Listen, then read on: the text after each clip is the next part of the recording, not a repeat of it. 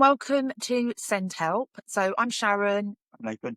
and today we've got Natalie, and we've had Natalie on before to do a podcast about her experiences as an ADHDer, and also with her children, and also as a teacher, and also as a dyslexia specialist teacher. So Natalie, do you just want to tell us a little bit about your current role and what you do? Yeah, so thanks for having me on again. So I'm a dyslexia specialist. I am qualified to diagnose dyslexia as well, but I choose not to do that just because I prefer the teaching and training side of things. So I have my classroom on wheels and I go and visit children in their schools, and because I am a firm believer that children with dyslexia and other neurodivergents are already working so hard in school that it's really unfair for them to then have to have more tutoring after school. So I go and visit them when they're got their school brain on, in their school uniform, in their schools, and I go and help them with specialist dyslexia lessons. And I work with their teachers and their schools and their parents in a very joined up way to offer support. That's brilliant because you just hit the nail on the head. It is what a lot for someone to do when they're already really struggling in school to then have to go home and do even more. And they're so tired. I have tried it before after school lessons, but they are just so exhausted that you just don't really get the same benefit from it. So it works best in school.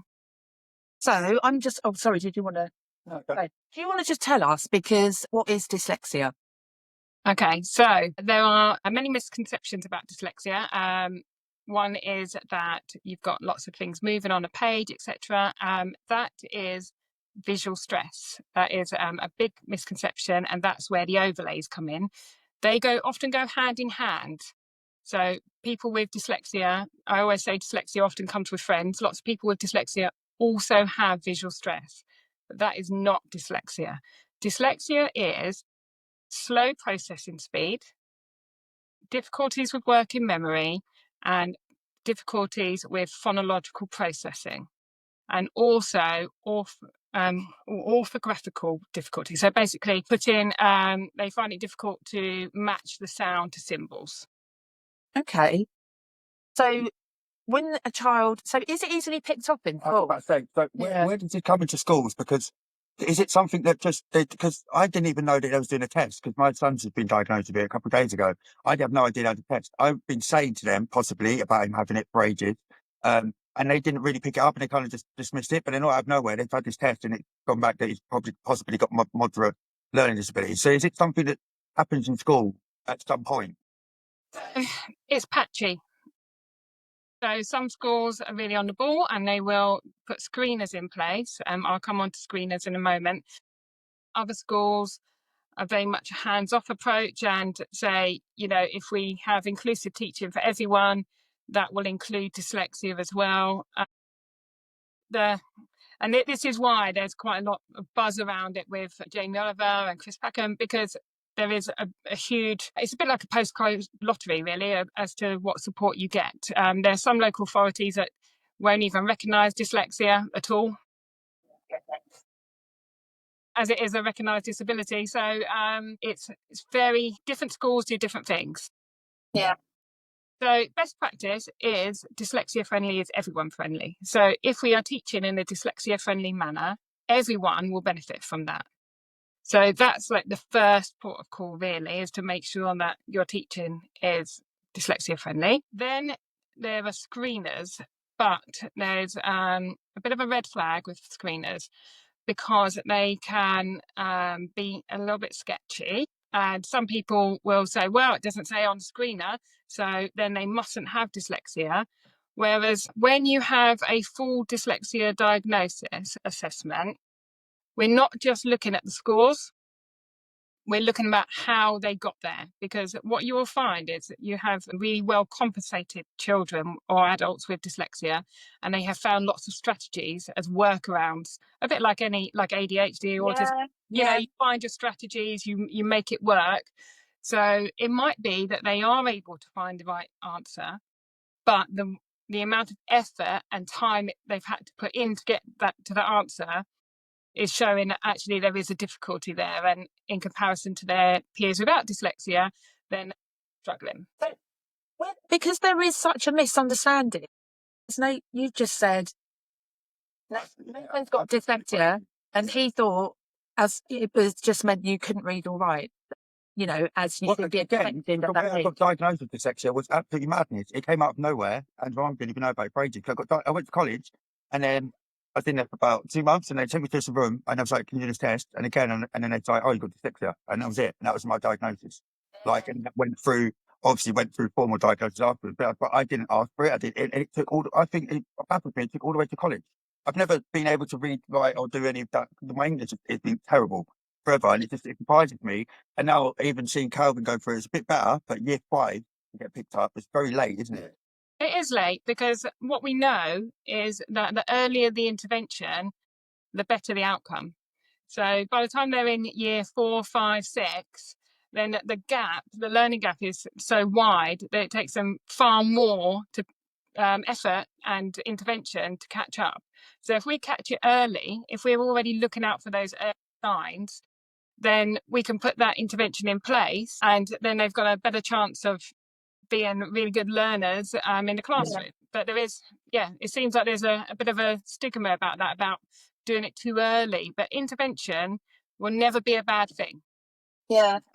How does a teacher, so as a teacher myself, and I know you were a teacher previously, you know, in a mainstream school or in a special school, how are teachers able to pick this up? Because if it's not just about reading and writing and spelling, how would they notice this? So what you will notice is child, you will definitely recognise this in the classroom with a slow processing speed. So when you're asking them a question, they're almost buffering. It seems like they're taking a really long time to come up with the answer, and then you feel like, oh, well, they don't know the answer. You start to move on, and then suddenly they go 25, and you're because it's taken that long for them to get that information from their brain to out again. So that's slow processing speed. You will notice the child seems that they can't remember those short-term memory issues. So it might be that they remember something from, last week that they did in lots of detail. But then if you say to them, oh, could you go and collect me this, this, and this? It blows their mind, and they just can't hold that information. So it's those working memory difficulties as well. And that really impacts on maths. That's where you'll notice that one even more so than English. You'll also notice it, when they are composing a sentence and they orally, they come up with their sentence and you say, yeah, that's a great sentence, let's get that down. But then it doesn't translate to the page because they've forgotten bits of it, or there's sound, or there's words missing. That's working memory difficulties. With the phonological processing, one of the earliest ones that we notice is a difficulty with rhyming. Okay. Yeah, so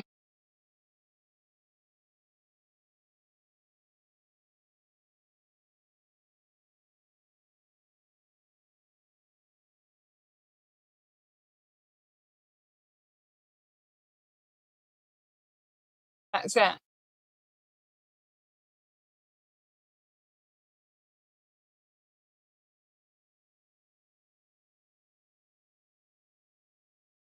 As a parent, we didn't realise there was as much to it, if that makes sense. We thought it was predominantly reading, writing, overlays, different coloured paper that helped and things like that. But if your child is struggling at, quite a young age with rhyming and things like that, what would they do? So that's when you would start to have a look and say, okay, could this possibly be dyslexia? And as I say, early intervention. That's where you want to get someone like me or someone that is educated in dyslexia to put some intervention in place, because there's some brilliant interventions out there that schools can do as well. They don't always need someone like me. And like sounds linkage it's an oldie but goodie, and that's it's quite reasonable for schools to buy, or parents, you can buy it as well. You can buy it off of many Amazon and such.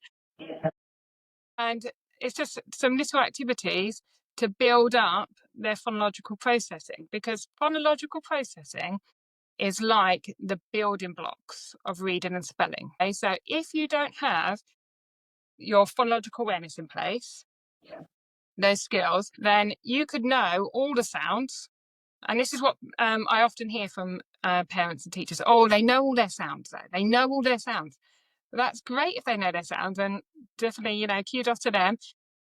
But if they don't have those other skills, they can't really do much with them. So phonological awareness is your blending, it's your segmenting, it's your syllable division. It's all of those skills that you need to be able to be a competent reader and writer. Yeah. And so what age are we talking? So when we're saying about, you know, being able to rhyme and things like that, what age are we talking, do you think? I would start around the age of 5 because, you know, nursery rhymes aren't they? They're like 3 plus. And if your child is really struggling to hear that rhyme, because most children will fill in the gap. Yeah. If you leave that last rhyming word on in a familiar story, then they will fill in the gaps, won't they? They will. But if your child is just like dog and it's obviously, you know, sky or something, then that might be a little like, oh, Yeah. why is it so far away, you know, from what the answer should be? You said that a school can do stuff to prevent, like they can have like a dyslexia-friendly classroom. What does that mean? Like, what do they have to do? What makes a classroom dyslexia-friendly? So what we know about dyslexia is, and teaching, is that we want it multisensory. Okay? So the more senses you can engage at the same time, the better the learning retention. So we would want children, and this is where it all kind of falls apart a little bit in schools, is we want children active. We want them talking, we want them moving, we want them to be using their different senses. We want them in feely trays, we want them with the Play-Doh building things and such. And unfortunately, and I do say this as a teacher that's been in school recently, that there isn't always enough time. And the curriculum is so packed full that you're almost like, here's a next job, here's a next job, here's a next job. And really, you know, especially for those children, those neurodivergent children, they need those multisensory opportunities to really cement those learning opportunities. And they need to be we need to do lots of overlearning. So overlearning is when you repeat the same information over and over and over and over again to the point where you feel like, wow, you know, this must be incredibly boring for them because we've been going over this for such a long time. But each time we revisit that information, we're strengthening the neural pathway in the brain, and then we're making it easier for them to retrieve that information. Yeah. Can I just, I think I know obviously know the answer to this. Can it be cured, or are we talking about just making life easier and better for the individual with dyslexia? So dyslexia is just like any other neurodivergence. It's a different way of our brains processing information. So we're absolutely not trying to cure it. We're just to teach strategies so that they can access the world of reading and writing. So reading and writing, actually, and they did mention this in one of the programs it was on, it's actually still quite a new skill for humans. I know that seems mad to say, doesn't it? But in our evolution, it's still quite a new skill for us. It wasn't throughout the history. It was only the rich that could read and write and stuff like that, wasn't it, for years and years and years? That's right, but also just in our, you know, the human development and our brain and things, it's still, you know, how we like evolved and we lost our tail when we did stuff like that. You know, like learning to read and write is still quite a new skill for humans, even though it's been, you know, back to the Egyptians and such. But Is there a point, you know, so we talk about the brain and we're talking about neural pathways. So is there a point where you can't learn anymore? Is there like a, you know, like with that language and things like that, they say your brain by a certain age, if you haven't acquired it by then you won't. Is that the same with dyslexia?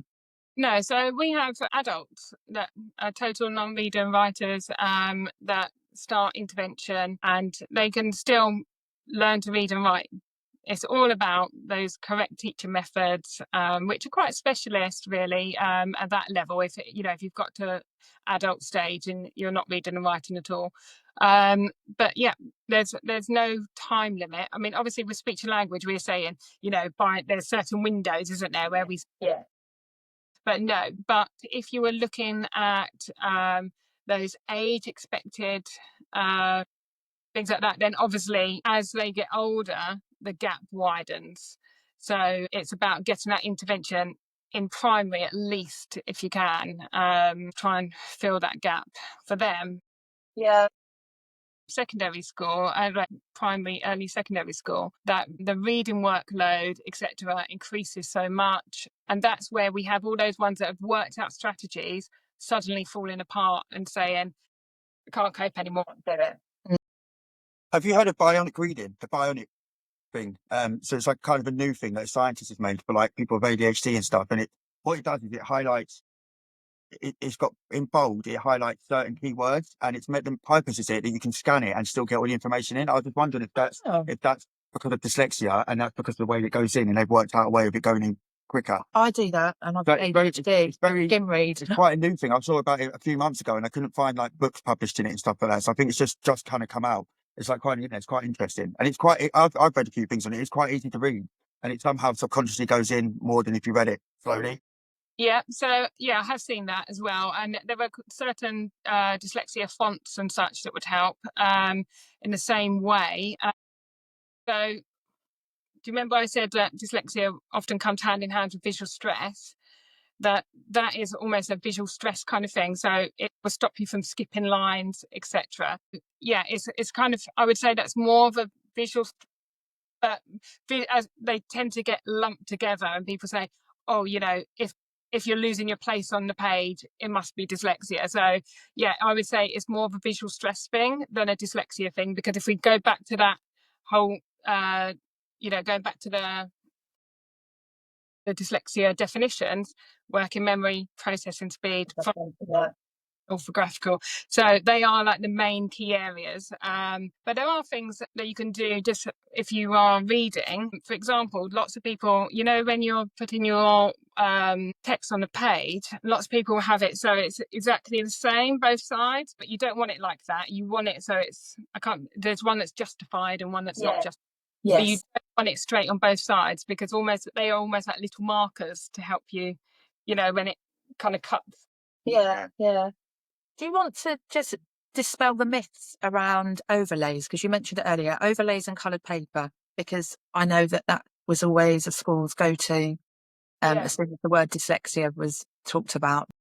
Yeah, so that tends to be, if people say dyslexia, people will say, don't worry, get some overlays. And overlays are great, okay? I'm not saying that don't use them. Overlays are fantastic, but they are not for dyslexia, okay? They are for visual stress. And most people will find, if they are looking at white paper with black font, that's quite uncomfortable for everyone to read on, especially if you're reading lots of it.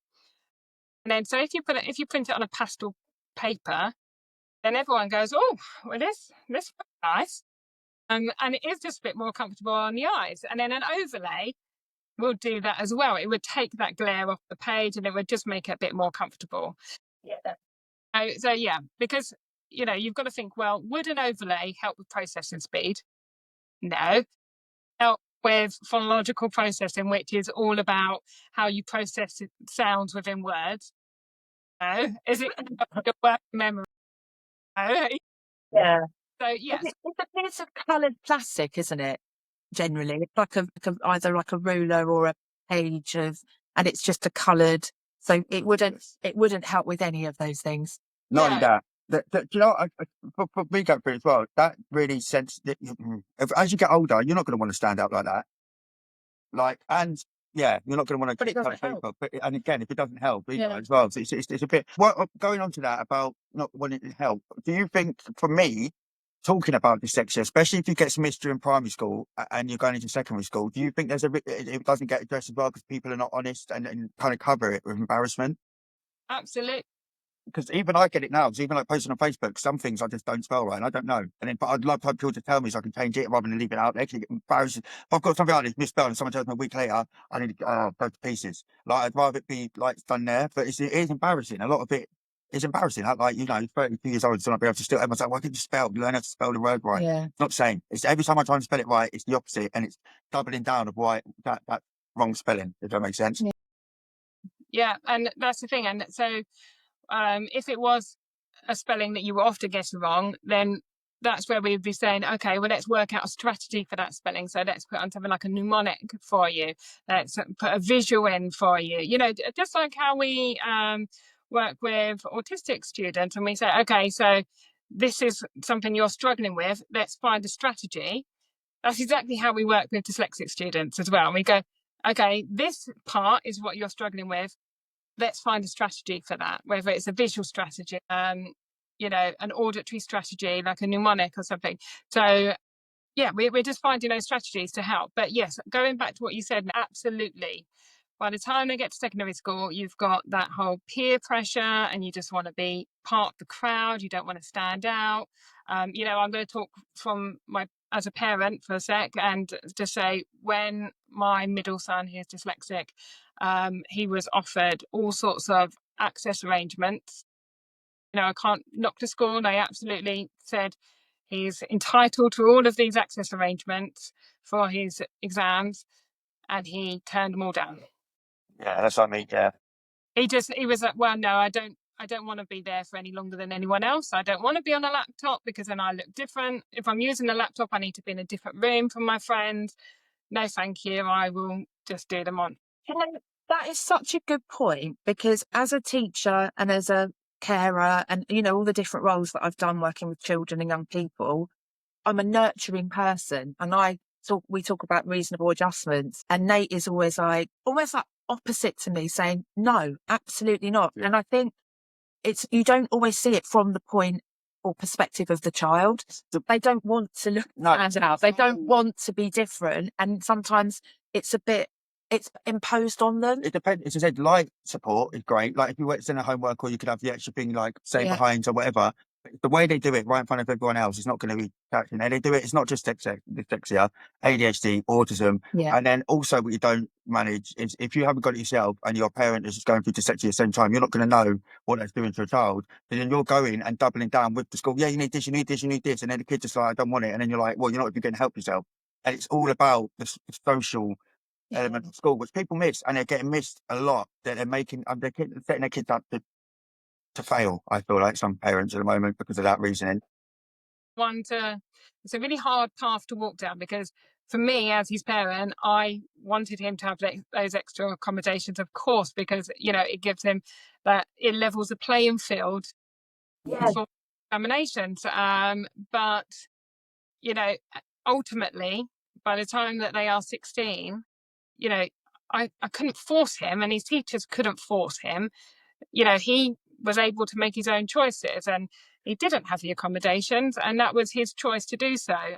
Maybe later, when he's older, he might then choose to retake at some point and then say, actually, now I feel like I will want those accommodations, because I feel like as you become a grown-up, you can kind of go, you know what, that would really help me, you know. Yeah, it's just all an awkward time, isn't it? Being a teenager, it's awful. I worked in a school and there was a TA, and she just followed this boy around all the time.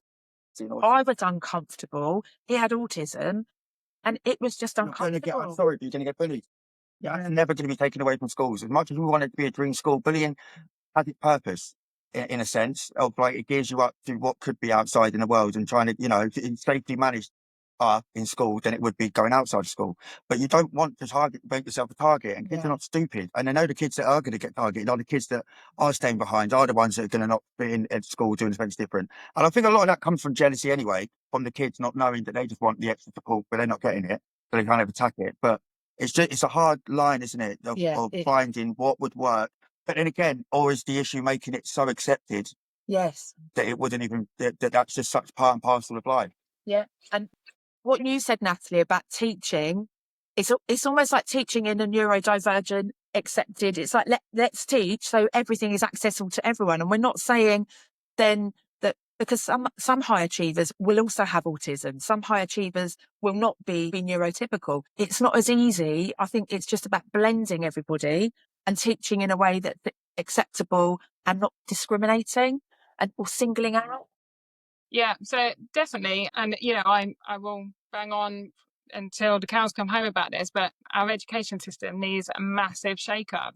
You know, the curriculum is chock-a-block, and you cannot teach in the way that you want to teach, which is inclusive for all, if it's so crammed that these poor children, they don't have 2 minutes to do anything. You know, all of those over-learning strategies and such. You're like, well, you know, we haven't really got time to do this today, you know, quick. And if you're thinking about the children with slow processing, can you imagine what that's like in a classroom when everything is at high speed, and then you're working at a slower pace anyway, and then It's you horrible. but at the end of the day, you would just be like, I'm done, I'm exhausted. And it's hard. This is why I will always say, you know, don't always think that they need intervention as tutoring outside of school, because, and I know lots of tutors will be going at me about that, because they are so tired. They are Yeah. So when like with dyslexia, is it so when you first get like, is it hereditary? Like, how likely you to have it if someone else has got it in your family?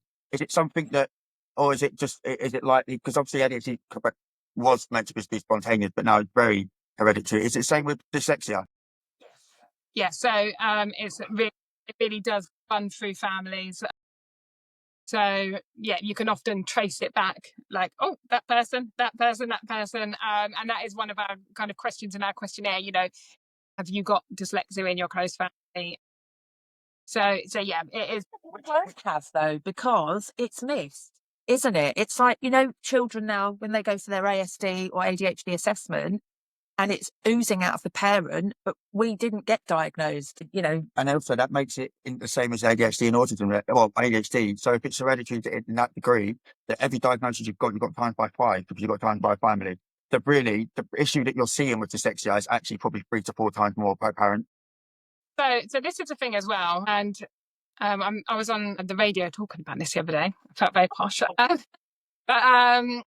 So if we are talking about at least 10% people with dyslexia, okay, so that's 1 in 10.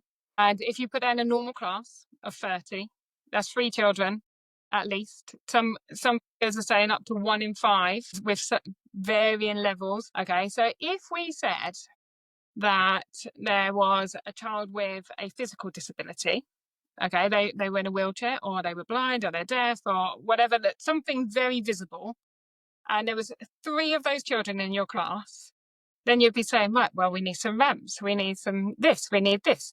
Okay, and you would absolutely be putting those accommodations in place, wouldn't you? It'd be shocking to say, well, no, sorry, you know, this kid can't come in the class because we've got steps and they're in a wheelchair. We wouldn't do that.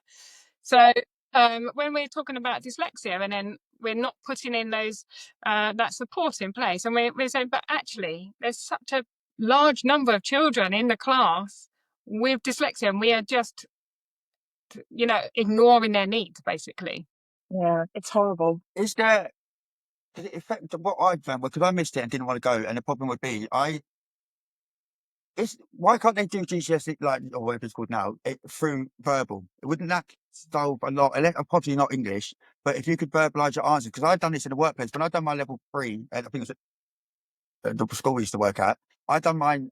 You picked it up straight away from my writing, but I knew the answers. But when I was writing it down, like you said earlier, I just weren't writing what I was saying. And when I was verbalising it, I had it all there.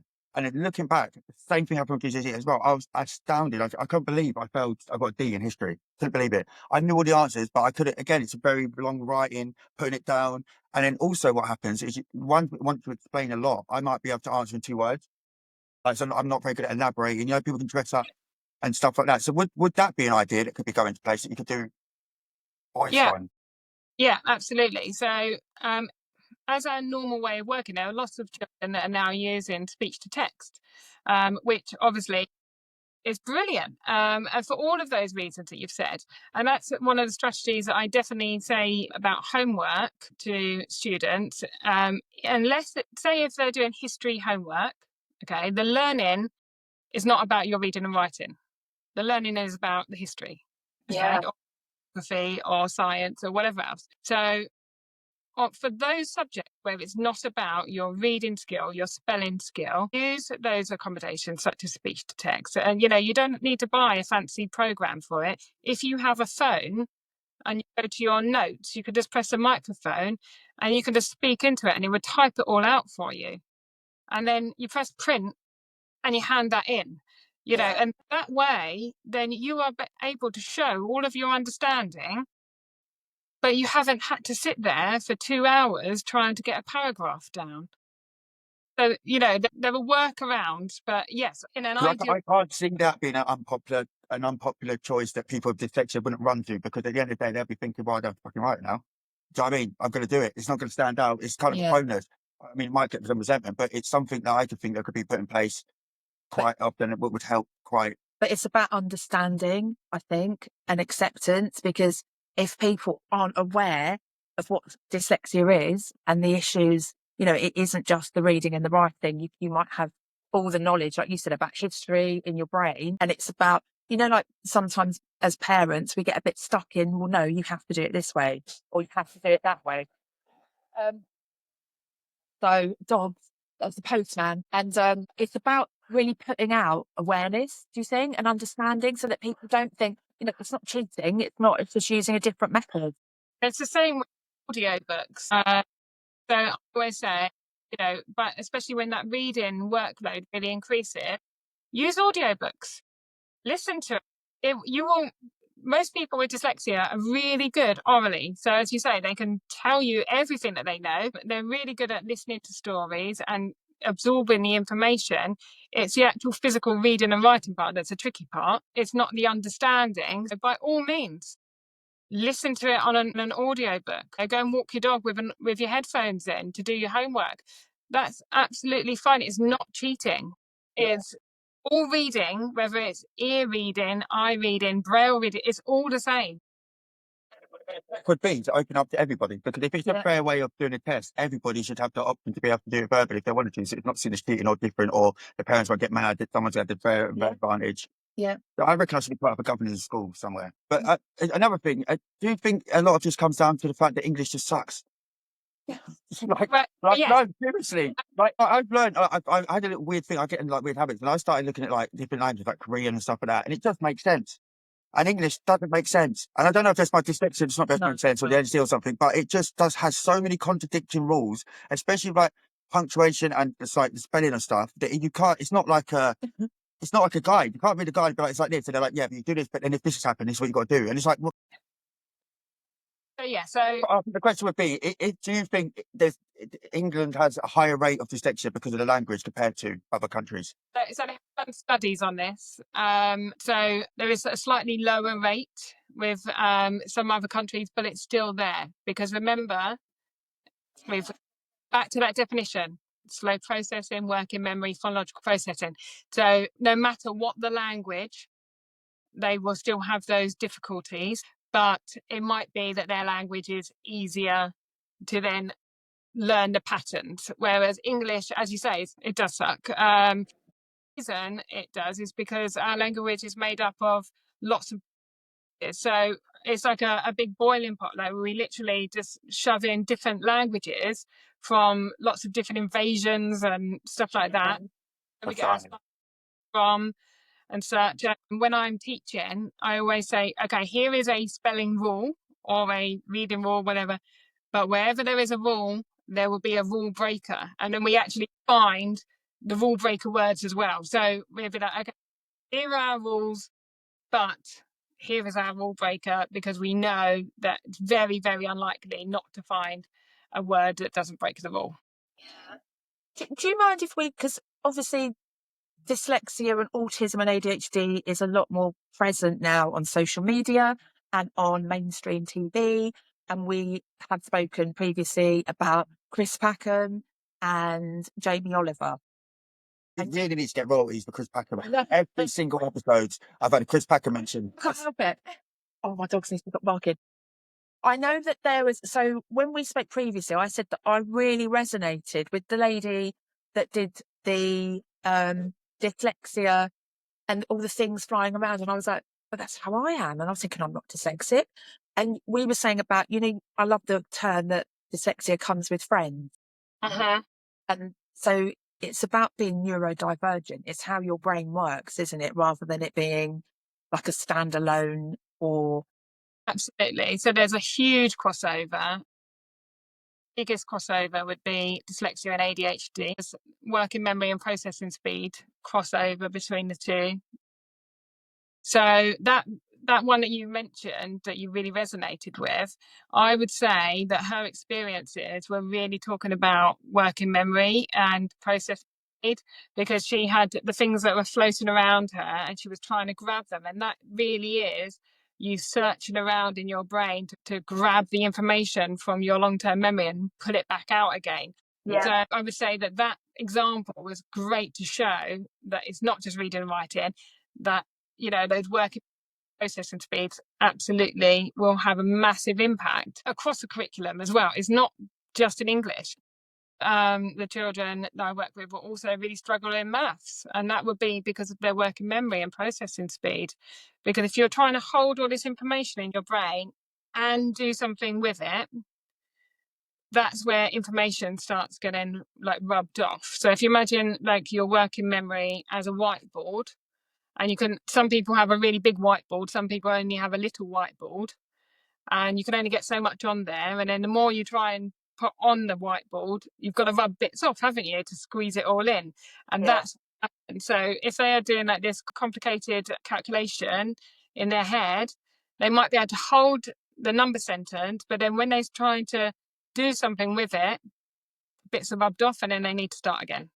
That sounds like my brain. That does. That reminds me of maths. I absolutely hate This maths. is the whole thing we were talking about the other day about elaborating your answer with maths. Is that when you talk about, so like when you have to do the working out of it in your head, that sometimes people might be able to just do the answer, not really, and then try and go back to find out how they got it. And then they fail the question.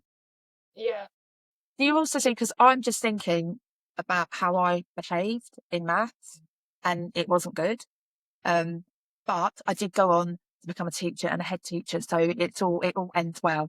But I wasn't very well behaved because I actually wanted to get sent out because I felt crippling anxiety, which then turned into anger, and because I was embarrassed because I just couldn't do it. I didn't understand what they were saying. My whiteboard was full, as you just explained it, and it was all messy and it was all flying around like the dog trying to grab the things, and it was so I'd rather flip a table and get sent out of the classroom.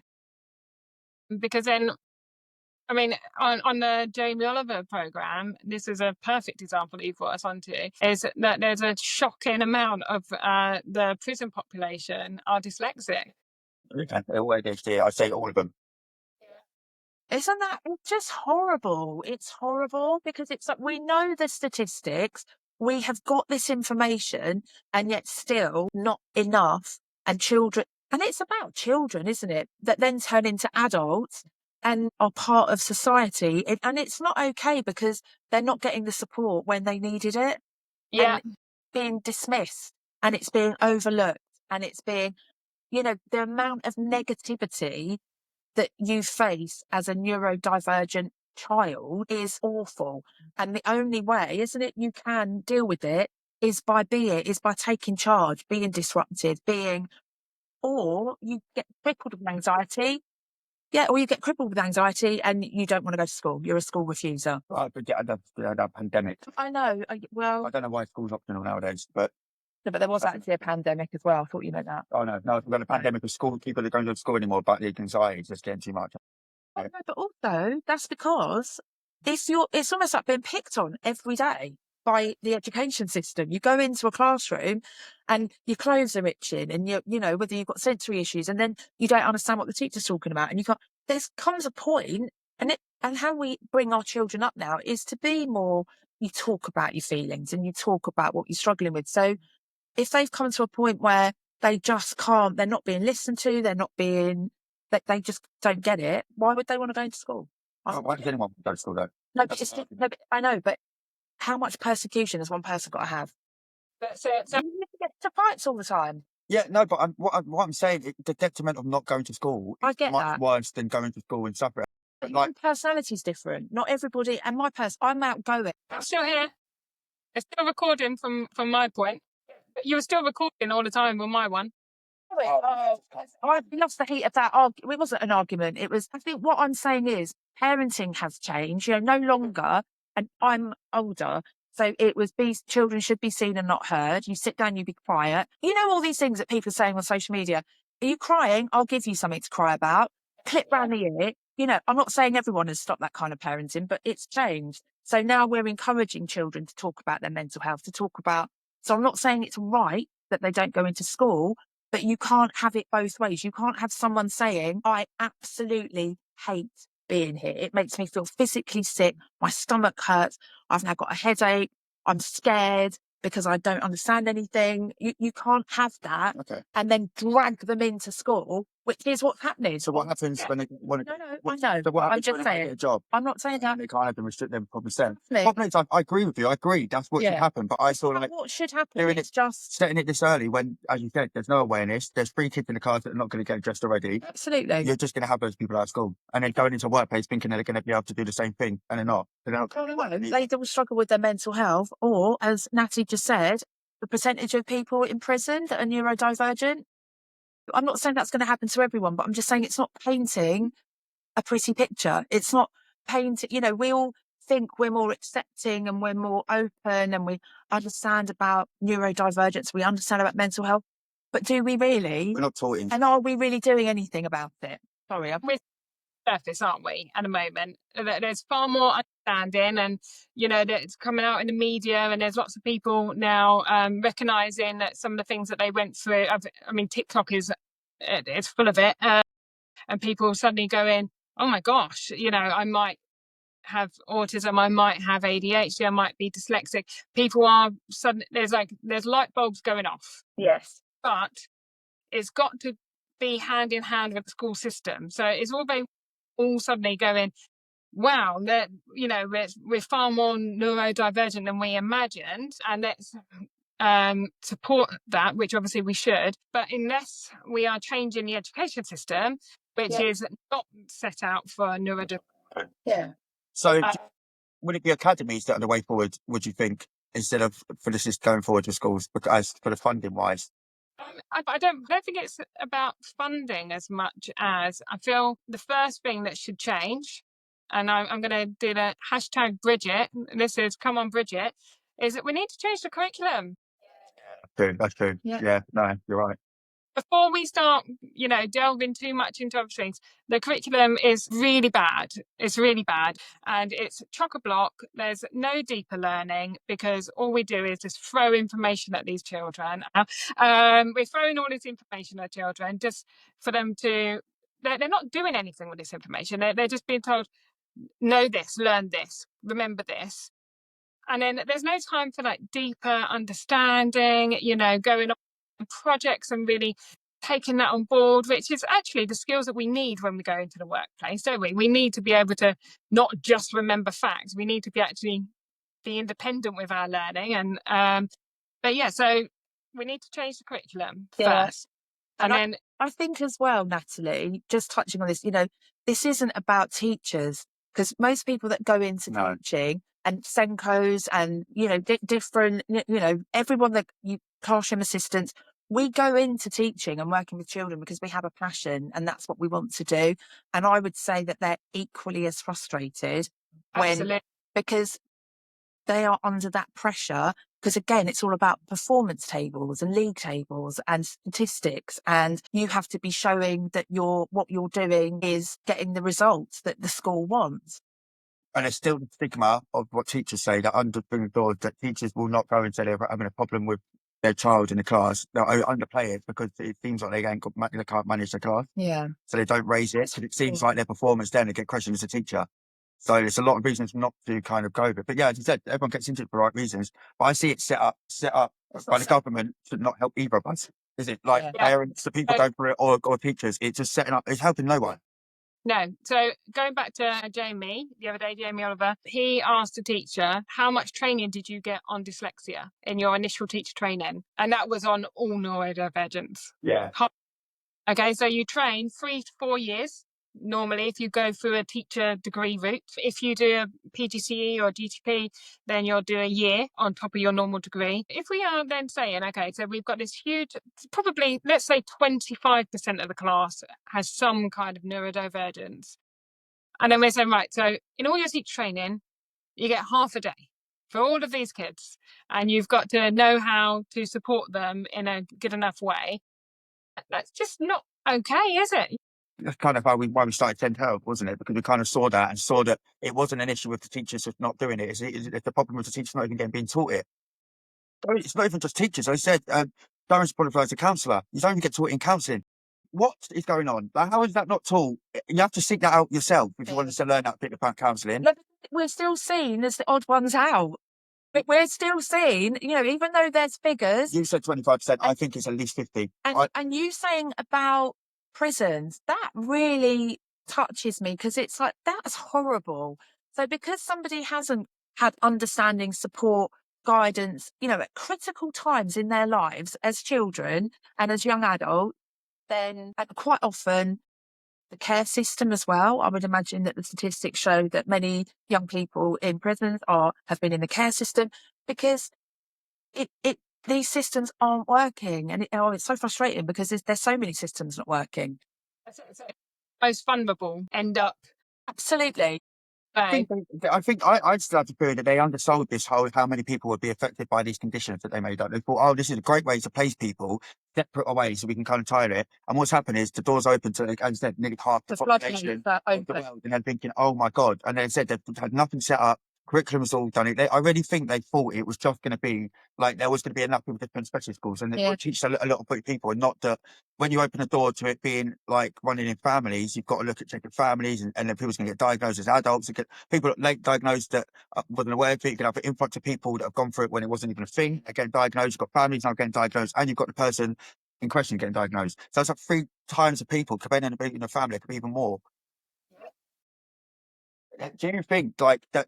Do you think they're going to change the curriculum? I think it's going to be forced because there's going to be so much people going through it, and they're not going to have a choice through generations to come.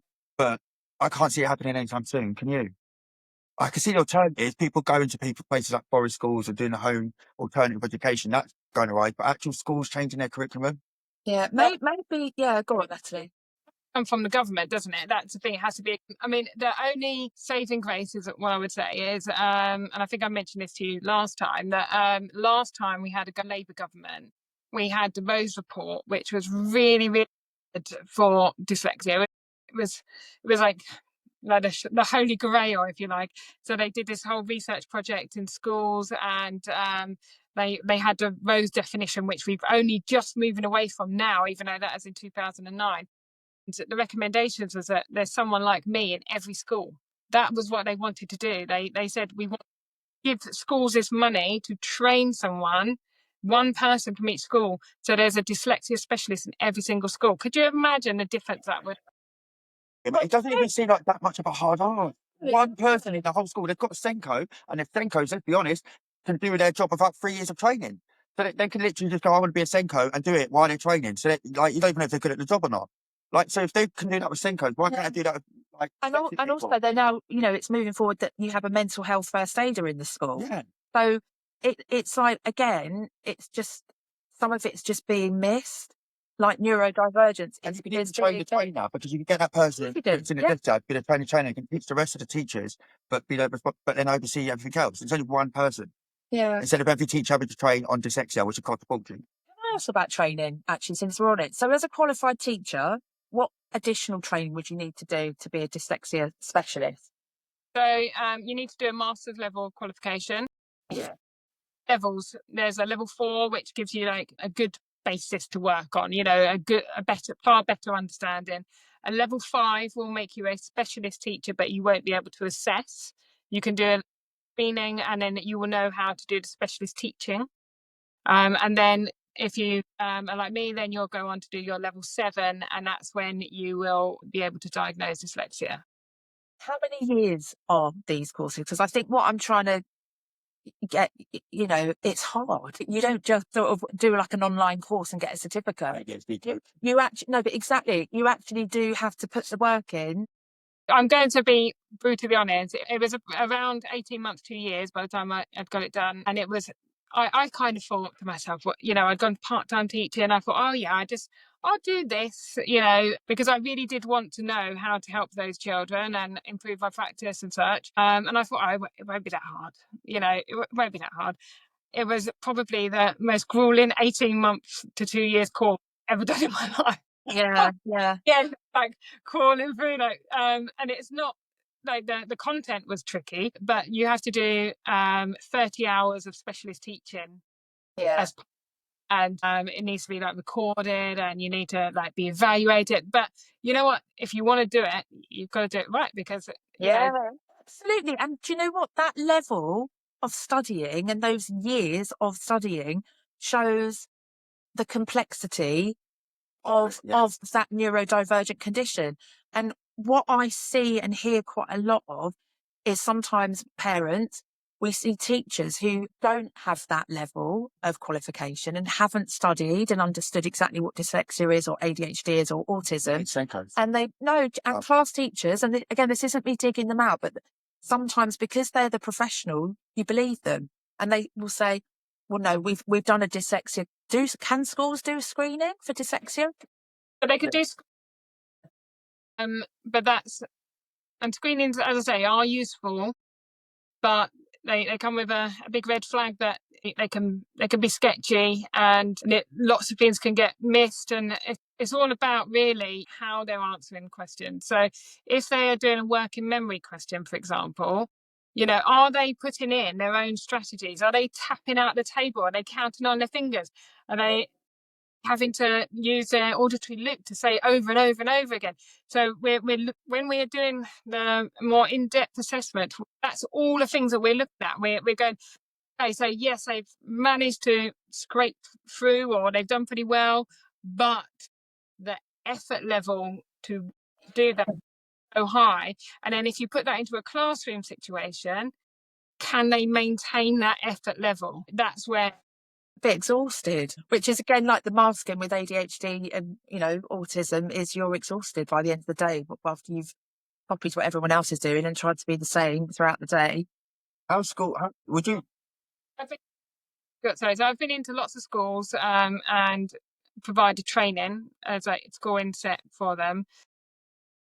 Yeah, most teachers are just like, and I will put my hands up. My first day when I went to be a specialist teacher, I remember sitting, listening to my lecturer and just having my mind blown and just being like, what? Not, how have I been teaching for like 5 years or whatever by that point? And I didn't understand this stuff. Like it just wasn't out there, you know. And I know that when I go in and teach other teachers, that they are the same. They're just like, you know, their mind is blown by it. How I think that's about similar to what I was to ask, actually. So how you'd think that if there's that much of a shortage and stuff, that you'll be absolutely packed going into schools, but what are the schools' attitudes towards having someone in? Because a lot of it, some schools, again, not saying all schools, but like kind of ignorant and won't want the support, because it's not the same of, not the teachers not wanting support, but it's school don't want that support, so they won't bother to pay out privately, or they can't be bothered, or don't think it's important, so they'll dismiss it. Are they taking it seriously? Are you getting a lot of people in, or is it a miss? So I've had quite a few schools that will employ me directly to come in. It tends to be at the higher end, when there's a child that, you know, they've had lots of intervention for a long time and nothing is sticking. And so they might have an educational healthcare plan, they might have high needs funding, etc., to pay for me to come in. You know, I've worked with a secondary school doing small group interventions, and a primary school doing that as well. But most of the lessons I do is in conjunction with the parents. So the parents actually pay and the school provide a room. It's kind of win-win for schools then, because they get a specialist on site that they can access. The child gets the support, and they're not having to fund it. The parents fund that. Yes. That's why I wondered when you just seemed quite accepting of that. But no, they're going into slow processing. Yeah. Just got in there. It's just The parents have to pay for their own. And again, do you know what you have to take again your living? discrimination to me. And I think, yeah, A cult. I believe most people believe they don't discriminate. But I know, all right, okay, I'm talking about me. But when we're talking about our children and neurodivergent, it just seems to be okay. Because when you said earlier, and please don't get me wrong, I understand that anybody with any disability has to fight for everything and nothing's easy, which isn't okay. But it's because it's a hidden disability, isn't it? It's a and I hate the word disability, but that's what we're talking about. ADHD, autism, dyslexia, they're hidden. And it's like, unless you're screaming and shouting, which quite often we do, which is then, like you're saying, which is when the support comes in, we don't get the support, and the schools are missing it, and it's bad. Yeah, so what tends to happen in schools' defence is that they will put in interventions, and they will be like your regular kind of interventions if someone's struggling with reading and writing. But the problem is you kind of get stuck on a bit of a hamster wheel with it. So what will happen is they will have the same kind of interventions over and over and over again. So each year they move up a year, they have the same kind of intervention. Yeah. And then by the time they come to me, their knowledge is so patchy, where they've had a bit in year 4, a bit in year 5, something different in year 6. So that it's not that there's no interventions taking place. Mm. There is quite a specific way that we need to work with children with dyslexia, and so for them to retain that information. So doing more of the same is not No. And like we've just said, this isn't about schools and teachers not wanting to do their best. It's about governments. And it's also about not having the education, because even Natalie, you said that when you started your training, you were like, and when the first time I spoke to you, I was like, so what about an overlay? And what about, because that's all we know. That's all we're told, and I was a teacher in a special school. I've got it, and that's all I knew. Yeah, exactly. You get me back when you got diagnosed either, you still think the same thing. Oh, yeah, it's going to work. Yeah. I'm cured. Yeah. So I just think this has been so informative. Well, when you said working memory, I just want to ask, does it mean like where you remember stuff as well? Like, so I've always had these weird things. I remember everything. Everything goes to my head like an infographic, like a cartoon. Is that part of it, or is that part of ADHD or something? Yeah, so we all have different ways of our memories working, but there's different types of memories. Like that, you have your long-term memory, you have your semantic memory, which is like a storytelling memory. You've got your working memory, which is like a short-term whiteboard for auditory and visual. Yeah, at the moment. Yeah, you have all different types of memories that you use for different tasks. Working memory, well, at the whiteboard, I should say. Information. It's like you can only. I do that as well. To be fair, you were talking about something the other day, didn't it? And I said, "Can you not tell me that again?" And you were like, "Fine." Oh, yeah. And I went, because I don't understand it. So he can keep repeating. I don't even know what it was. It was probably really boring. Yeah, it was. And so nothing, and it was really long. And then he went to say, I don't understand. But then he said it again, and then I was like, can you not? Please don't. And luckily, we can just say it as it is without offending each other.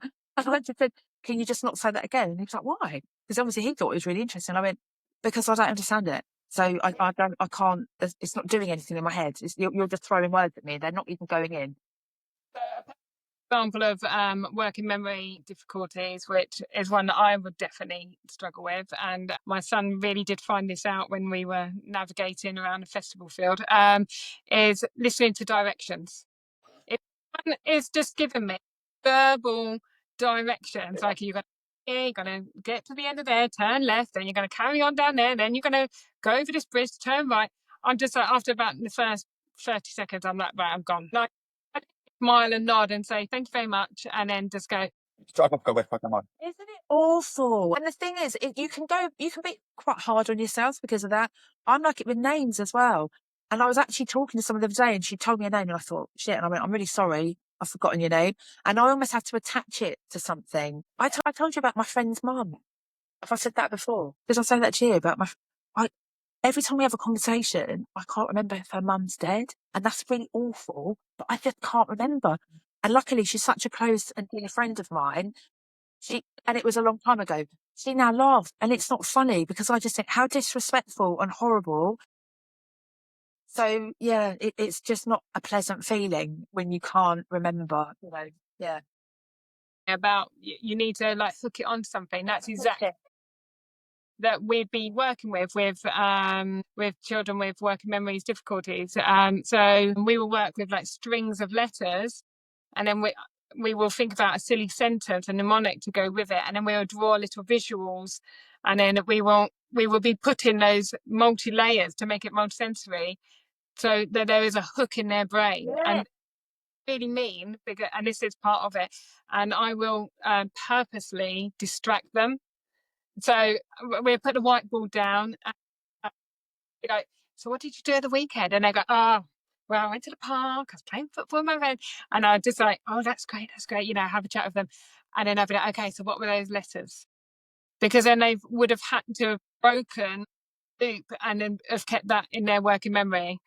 And it's great, because when they remember it, they're just like, yes, and it's amazing. That is really good. Great. Yeah, that is. Honestly, this has been Great podcast. so interesting, and I think it's going to be interesting for any individual, whether they're as a professional, whether as a parent or carer, because it's important, I think, that we all understand exactly what dyslexia is, and it's been eye-opening. The thing is, it's got to be like the very first thing before we put in any interventions in place, before we look at screeners and all of that, we actually need to understand what dyslexia is. Before we go off, you know, making all these resources and such like that, take a breath. Let's learn about what is dyslexia, and then you will actually understand how to help and why you're doing those things. Because that often happens. Everyone goes, oh, right, I'm just going to, you know, buy all this stuff because it says dyslexia friendly and stuff, but I have no idea why and how it will help. So then, you know, you're putting things in motion that you don't really understand. That's important. Yeah. So yeah, thank you so much, Natalie. It's been brilliant. I always love talking to you. Yeah. So we're just gonna say, what